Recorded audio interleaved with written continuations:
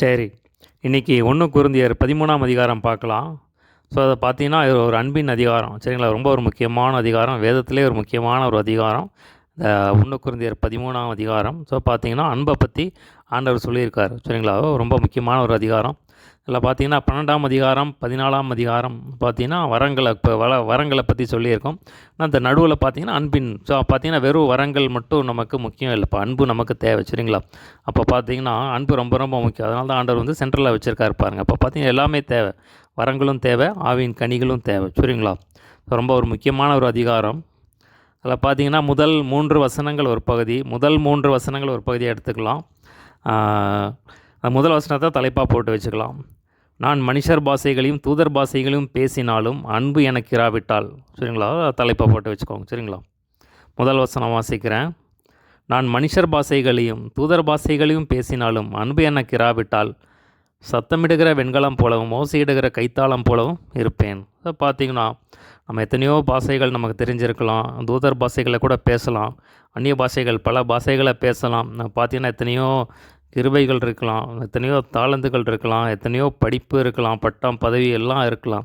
ஆனால் எல்லாம் இருந்தும் ஆண்டவர் சொல்கிறார் பாருங்கள், அன்பு இல்லைன்னா சத்தமிடுகிற வெண்கலம் போலவும் ஓசையிடுகிற கைத்தாளம் போலவும் இருப்பேன். வந்து பிரயோஜனம் இல்லை, ஒன்றுமே இல்லை அப்படிங்கிறார். 2ஆம் வசனம் பாருங்கள். நான் தீர்க்க தரிசன வரத்தை உடையவனாக இருந்து சகல ரகசியங்களையும் சகல அறிவையும் அறிந்தாலும் மலைகளை பேர்க்கத்தக்கதாக சகல விசுவாசம் உள்ளவனாக இருந்தாலும் அன்பு எனக்கு இராவிட்டால் நான் ஒன்றும் இல்லை. ஸோ இந்த இடத்துல பார்த்திங்கன்னா வரங்களையும் அன்பு ஆவியின் கனியாகிய அன்பையும் வந்து இந்த இடத்துல கம்பேர் பண்ணி சொல்கிறாரு பாருங்கள். ஸோ வரங்களுக்கு முன்னாடி பார்த்திங்கன்னா அன்புக்கு முன்னாடி வரங்கள் வந்து நிற்கவே முடியல பாருங்கள். அந்த அளவுக்கு வந்து பயங்கரமாக ரொம்ப பெருசு அப்படின்னு சொல்லி சொல்கிறார் பாருங்கள். அப்போ பார்த்தீங்கன்னா ஆவியின் கனி பெருசா ஆவியின் வரங்கள் பெருசான்னு சொன்னீங்கன்னா, இப்போ தேவனுடைய பார்வையில் பார்த்தீங்கன்னா ஆவியின் கனி தான் பெருசு. சரிங்களா? இப்போ இதுதான் அந்த இடத்துல சொல்கிறார். தீர்க்க தரிசனம் வர இருக்கலாம், எல்லா ரகசியங்கள் அறிஞ்சிருக்கலாம், எல்லா அறிவு அறிஞ்சிருக்கலாம், மலைகளை பேர்க்கத்தக்க சகல விசுவாச வரம் இருக்கலாம். பார்த்தீங்கன்னா விசுவாசத்தின் மூலமாக மலைகளை அசைச்சிடலாம் பாருங்கள். பார்த்தீங்கன்னா ஆண்டவர் சொல்கிறார், உங்கள் இருதயத்தில் நீ விசுவாசமாக இருந்து மலையை பார்த்து நீ எந்த பக்கம் போகணுன்னு சொன்னால் அது வந்து போயிடும் அப்படின்னு சொல்கிறார். அப்படிப்பட்ட விசுவாச வரங்கள் ஆப்ரேட் பண்ணுறவங்களும் இருக்கலாம், குணமாக்கும் வரங்கள் இருக்கலாம், எத்தனையோ வரங்கள் இருக்கலாம்.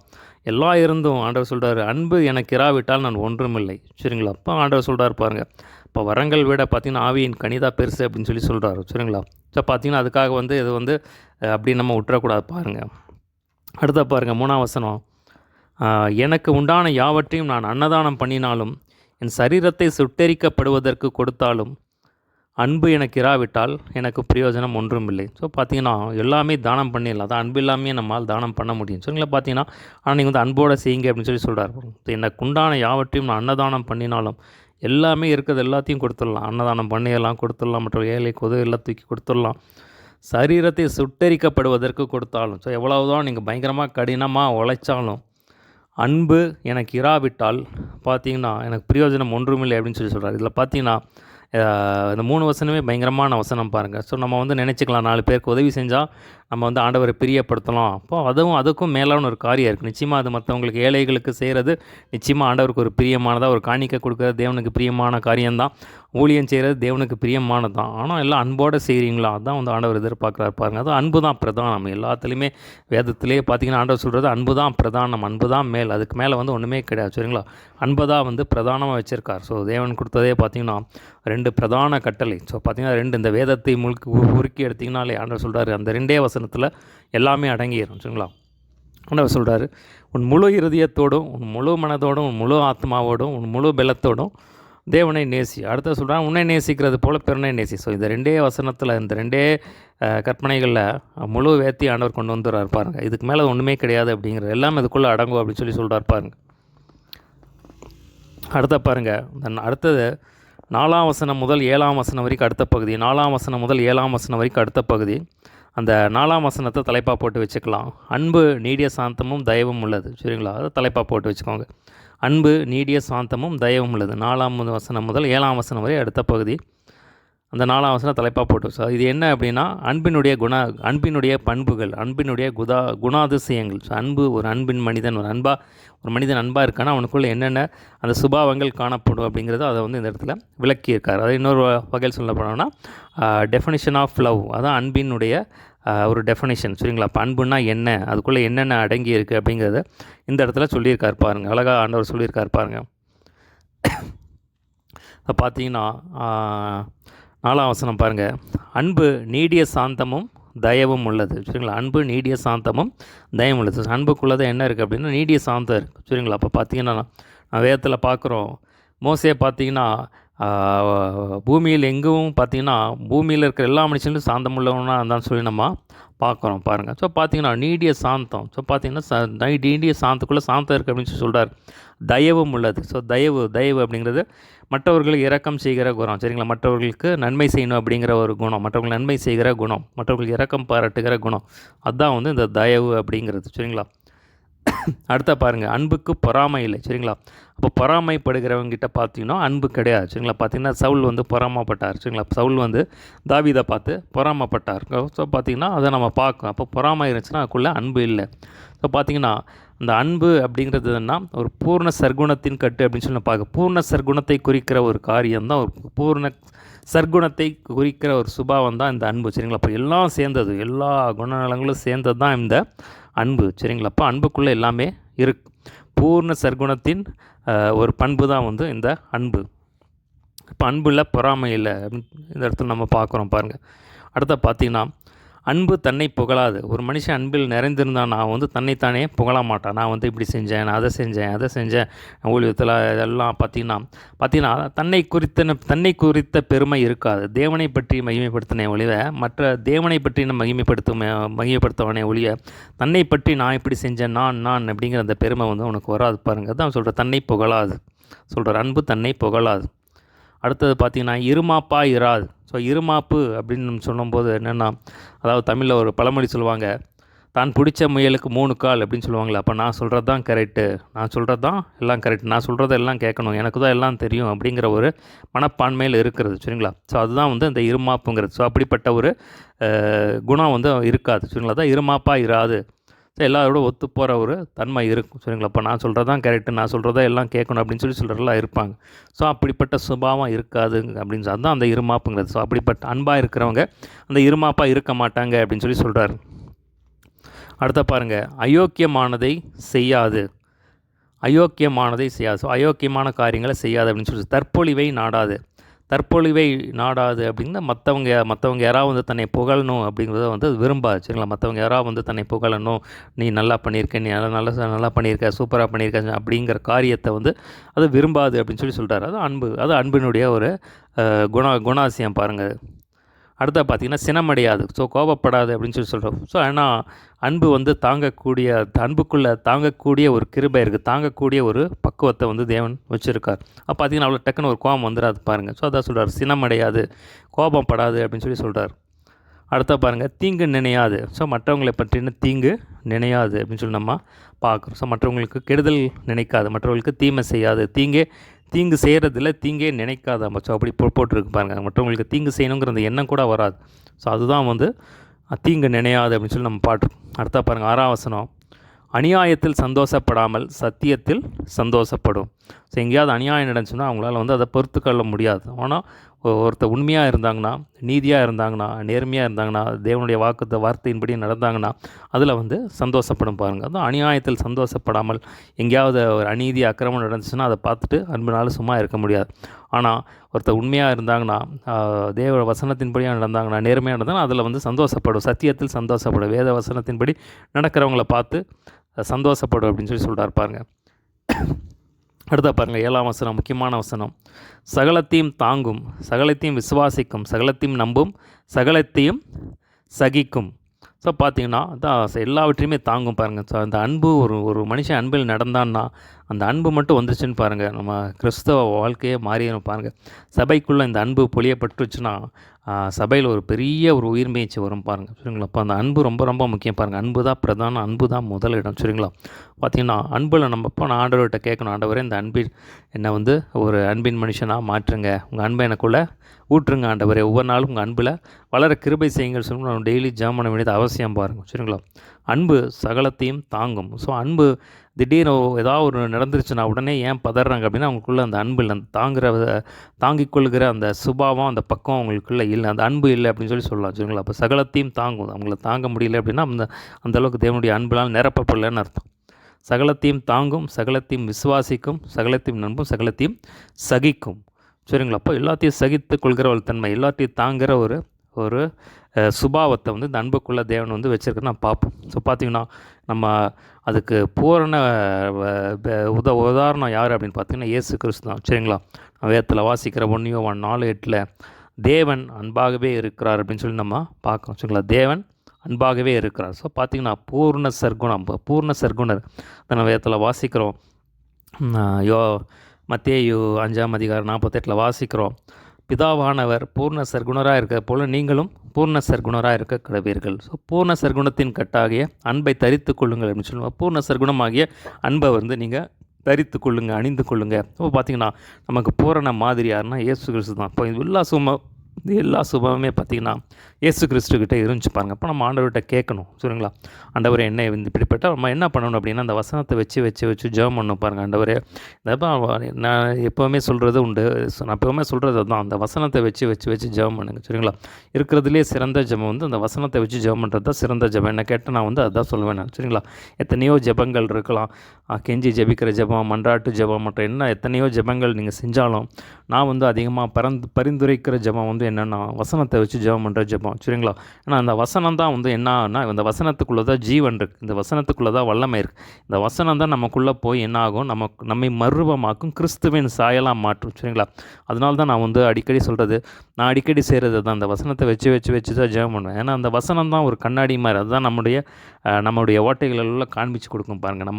நம்ம மற்றவங்கள பார்த்து நம்ம திருப்தி அடைஞ்ச கொடுப்போம், அவங்கள விட நான் பரவாயில்ல, இவங்களை விட நான் பரவாயில்ல அப்படின்னு சொல்லி இன்றைக்கி வந்து நம்ம வந்து திருப்தி அடைகிற ஒரு நிலைமையில் இருக்குது. அப்படி இருக்கக்கூடாது. நம்ம எப்போவுமே வேதத்தை வச்சு நம்மையும் வந்து பரிசுத்த வேதத்தையும் தான் நம்ம கம்பேர் பண்ணணும் பாருங்கள். சரிங்களா? அதுதான் ரொம்ப முக்கியம் பாருங்கள். சரிங்களா? நான் வந்து மற்ற யாரையும் கம்பேர் பண்ணாமல் என்னையும் தேவனையும் நான் கம்பேர் பண்ணணும், என்னையும் தேவ வசனத்தையும் கம்பேர் பண்ணணும். அப்போ தான் நான் வந்து கிறிஸ்துவின் சாயலாக வந்து நான் மாற முடியும் பாருங்கள். சரிங்களா? அதனால தான் இந்த வசனத்தை சொல்லி ஜெபம் பண்ணுங்கள். உங்களுக்கு என்ன குறைன்னு சொல்லி தெரியுதா? வசனத்தை சொல்லி ஜெபம் பண்ணுங்கள். அந்த வசனம் உங்களை மாற்றிடும் பாருங்கள். உங்களால் முடியாது தான். சரிங்களா? உங்களால் எதுவுமே முடியாது. வசனத்தை சொல்லி ஜெபம் பண்ணுங்கள். அந்த வசனம் உங்களை மாற்றிடும் பாருங்கள்.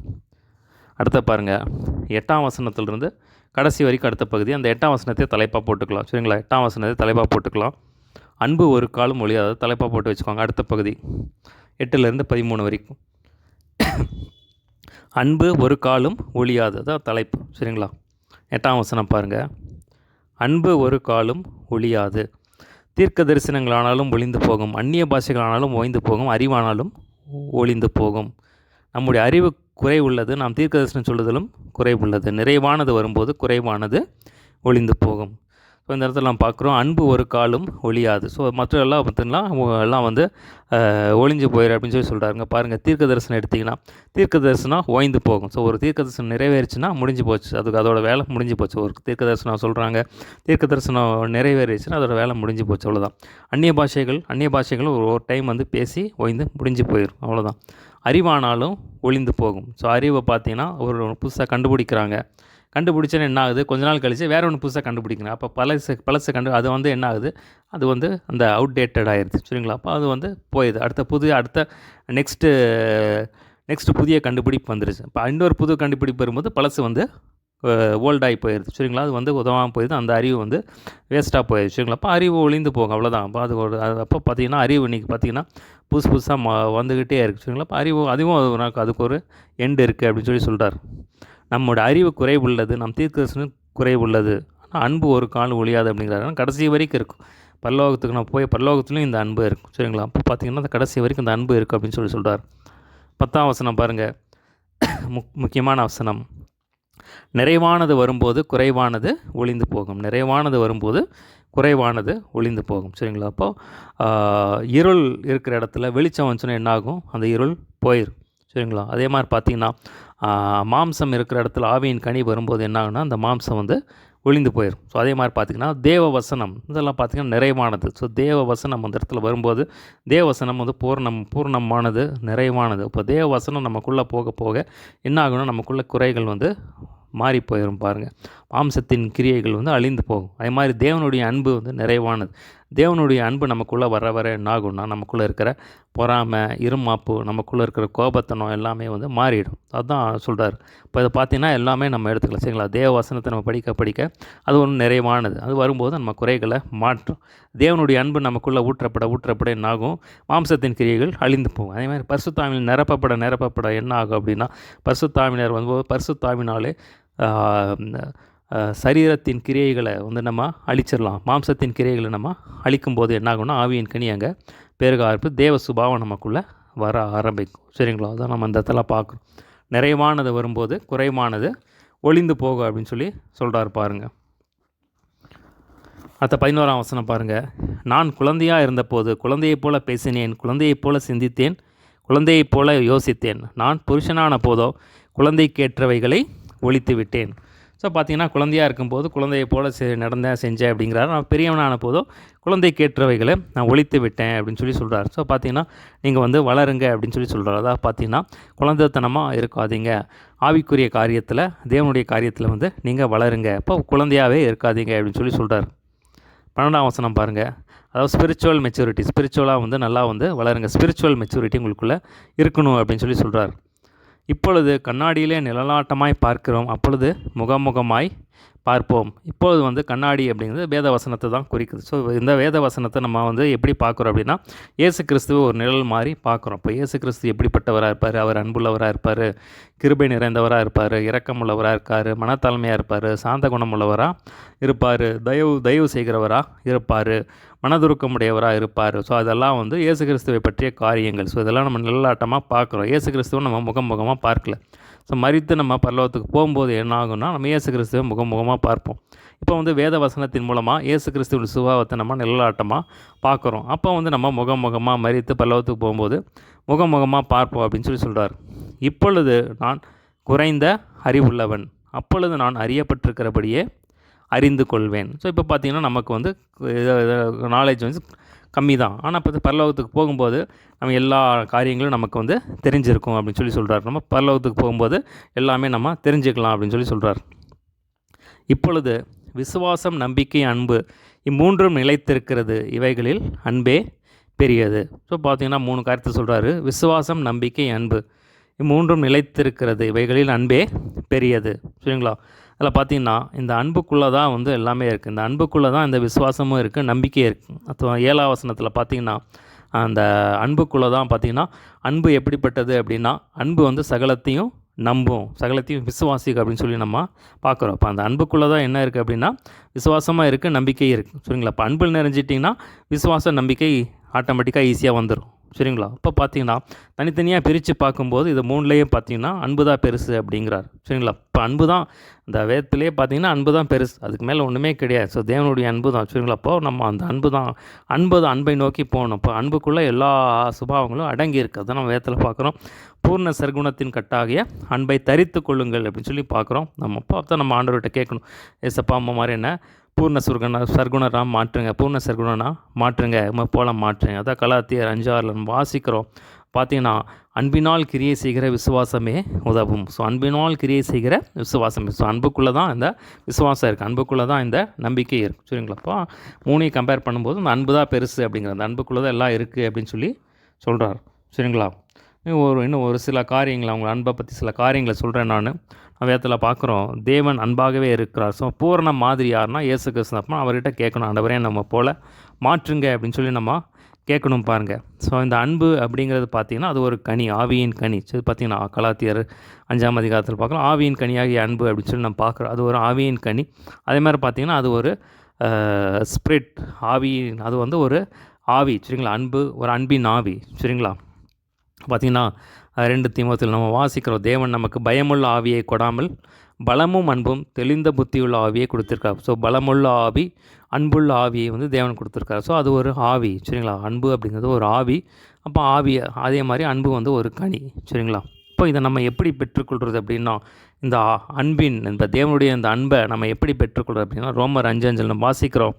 நீங்கள் பரிசுத்தாவியில் நிரப்பப்படும் போது இப்போ தேவ அன்பு உங்கள் இருதயத்தில் ஊற்றப்பட்டிருக்குது அப்படின்னு சொல்லி நம்ம பார்க்குறோம். பரிசுத்தாவில் நம்ம நிரம்பும் போது தேவ அன்பு உங்கள் இருதயத்தில் ஊற்றப்பட்டிருக்குது, சரிங்களா. அப்போ நான் அதுதான் ஏற்கனவே சொன்னேன். நான் அன்பு வந்து ஒரு ஆவி, சரிங்களா. அப்போ அன்பின் ஆவி பரிசுத்தாவில் நிரப்பப்படும் போது அப்போ அந்த அன்பின் ஆவியை வந்து தேவன் வந்து ஊற்றுறதை இந்த இடத்துல சொல்கிறார் பாருங்கள். இப்போ நம்ம ஆண்டவர்கிட்ட கேட்கணும் பாருங்கள். இப்போ ஆண்டவரே நம்ம வந்து அன்பினால் நிரப்புங்க, போல் என்ன மாற்றுங்கன்னு சொல்லி நீங்கள் வந்து ஜெபம் பண்ண பாருங்கள். அதில் நீங்கள் வாஞ்சிக்கணும், சரிங்களா. அப்போ நீங்கள் வாஞ்சித்து கேட்டிங்கன்னா நிச்சயமாக ஆண்டவர் தருவார், சரிங்களா. இதெல்லாம் வந்து ஆண்டவர் ரொம்ப பிரியமான ஒரு ஜெபம். ஆண்டவரே ஆவியின் கனினால் நிரப்புங்க, உங்கள் அன்பினால் நிரப்புங்க, மாதிரி என்ன அன்புள்ளவனாக மாற்றுங்க அப்படின்னு சொல்லி சொல்கிறார். அதான் இயேசுக்கு சொல்கிறாரு, நான் உங்களில் அன்பாக இருக்கிறது போல் நீங்கள் ஒருவர் அன்பாக இருங்கள் அப்படின்னு சொல்லி சொல்கிறார், சரிங்களா. அப்போ பார்த்திங்கன்னா அதை வந்து கொடுக்குறதுக்கு ஆண்டவர் ரொம்ப பிரியமாக இருக்கார் பாருங்கள். அப்பா ஏசப்பா என்ன மாதிரி அன்புள்ளவனாக மாற்றுங்க, என்ன ஒரு அன்பின் மனுஷனாக மாற்றுங்க, என்னை பார்க்குறவங்க எல்லாம் வந்து ஒரு அன்பின் மனிதனாக நான் பார்க்கட்டும் அப்படின்னு சொல்லி நம்ம வந்து கேட்கணும் பாருங்கள். அப்போ பார்த்தீங்கன்னா இப்போ இன்னொரு காரியம் பாருங்கள்.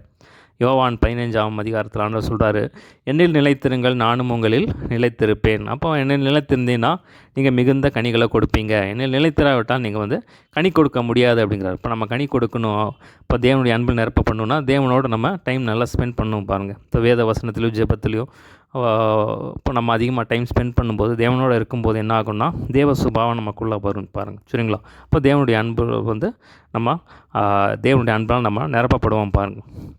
அதே மாதிரி பார்த்திங்கன்னா ஆண்டவர் சொல்கிறார் பாருங்கள், வசனத்தினாலும் நாவினாலும் இல்லை, கிரியையினாலும் உண்மையினாலும் அன்பு கூற கடவோம். ஸோ பார்த்திங்கன்னா இந்த அன்புக்கு வந்து நம்ம ஒரு கிரியம் செலுத்தணும் பாருங்கள். ஸோ பார்த்திங்கன்னா ஒரு கிரியையினாலும் உண்மையினாலும் பிதாவானவர் வந்து நம்ம நேசிக்கிறதுக்காக என்ன பண்ணார், இயேசு கிறிஸ்துவே கொடுத்தார். தான் நம்ம யோவான் 3:14 வாசிக்கிறோம்.